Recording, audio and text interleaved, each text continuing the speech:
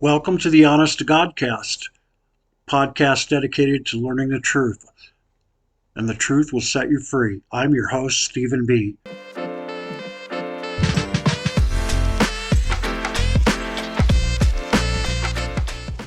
Hello, I'm your host, Stephen B. Welcome to the show. For those of you that saw the last video and followed the links, you know already that I was invited to be on John Collins' podcast called Leaving the Message. You can look that up on YouTube if you wish. And so if you've watched that, and then you know that I was in the 70s in a position of leadership in a destructive doomsday cult that ultimately ended up on suicide watch. So I wouldn't say that that gives me a unique perspective, but it gives me an informed perspective. I know what a cult is, from a mile away. And so I just wanted to put that out there because I wanted to stay in that vein a little bit here. And this is going to take a while. It's going to be a series.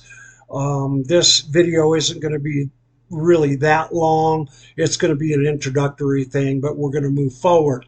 And the name of this series is called An Exposition of Amity Circle Tree Ranch. The reason I'm calling it an exposition is because I'm going to expose everything. And we're going to use the B.I.T.E method, which stands for behavior, information,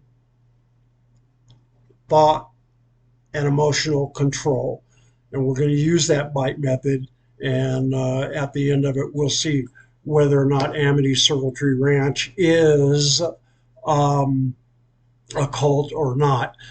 Now, I'm using their videos, and I have lots of receipts, and I've got all their books. I've got a lot that I need to talk about, so it's going to take a while, but I have proof in video format and in their stuff. So I just wanted to real quick here play a snippet. Well, it's about 3 minutes, and it's about three minutes or so, called a virtual tour, to show you their video on what Amity is supposed to be. And anyway, let's get to that right now. And there's no commentary, so I'll save that until after we watch it.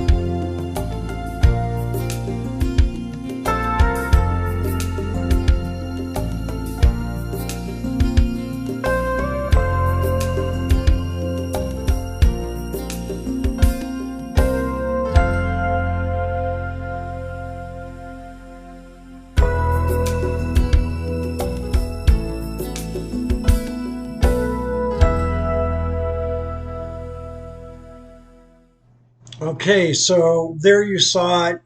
It looks like a lovely place to be, and it shows you the beauty of the Rincon Mountain Range and the Catalina Range. And what it was it was a mansion that belonged to the Westinghouse family back in the day.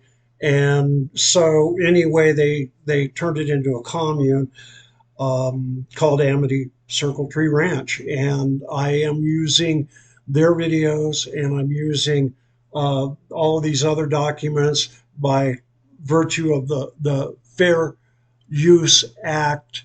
I have a right to do that, and so I just wanted to put that disclaimer out there.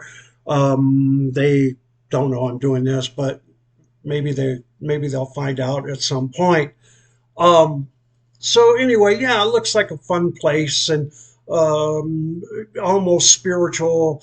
There's kids there and dogs there, a couple of alpacas, and there's a garden and all of this stuff. And I'm here to tell you that it's basically propaganda. I saw that video when I was transitioning from CBI over to Amity, and there's so much that they just don't tell you that you need to know. They don't tell you about the bed bugs. They don't tell you about the corruption.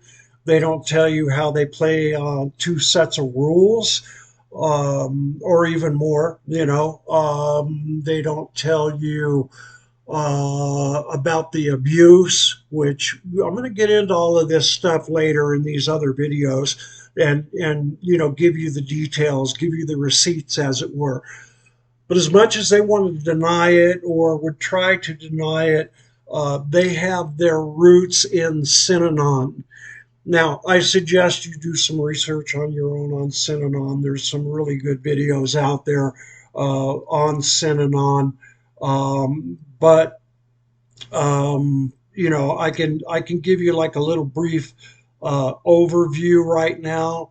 Um, Synanon was founded in 1958 by Charles Dietrich as a drug rehabilitation program in Santa Monica, California, initially. It gained praise for its unconventional yet seemingly effective methods of treating drug addiction.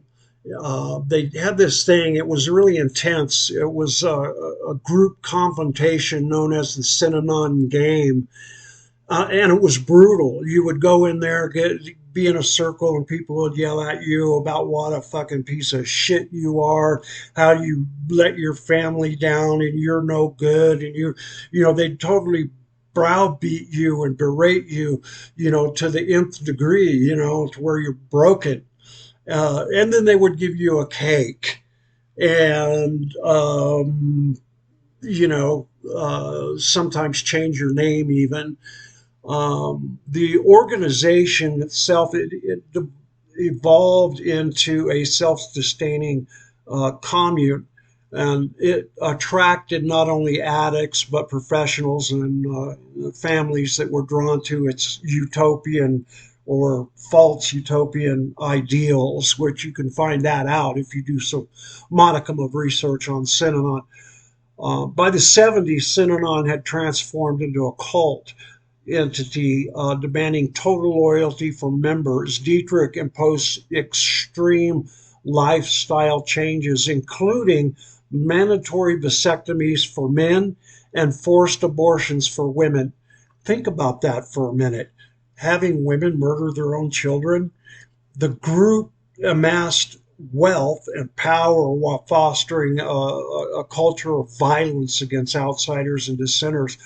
Members who attempted to leave faced threats, harassment, and even physical attacks. Government intervention became necessary when Synanon engaged in criminal activities, including assault and attempted murder. One of the most infamous incidents occurred in 1978 when Synanon members, at the direction of Charles Dietrich, placed a rattlesnake in the mailbox of an attorney named Paul Morantz, who sued the group. Snake bit him. He almost died, nearly killed him. Uh, this, along with other violent actions, prompted law enforcement to investigate. Now, in 1982, the federal government investigation led to Dietrich's arrest and the organization's collapse. The Synanon was officially disbanded after being sued for multiple crimes, including tax fraud, racketeering. Ultimately, it was classified a cult by the government due to its authoritarian leadership, coercive control over members, and criminal activities disguised as community discipline. There's no difference than like some of these weird Pentecostal groups out there that will beat a demon out of you with a belt. Same thing. They can deny being part of Synanon, but I have it right here in their book. Look at this. Says right there, Charles E. Dietrich, founder of Synanon, the first therapeutic community. And this is their curriculum. I've got a lot of it to go through, and we're going to go through it, one step at a time. And so, anyway, I think this would be a good place to end this video. And next time, we're going to go through this one by one. Next time, we're going to talk about the corruption. And once again, I'm using their videos and their literature, documentation, and everything by the Fair Use Act. And so until next time, be well, have a great day. Bye for now. Hope to see you very, very soon.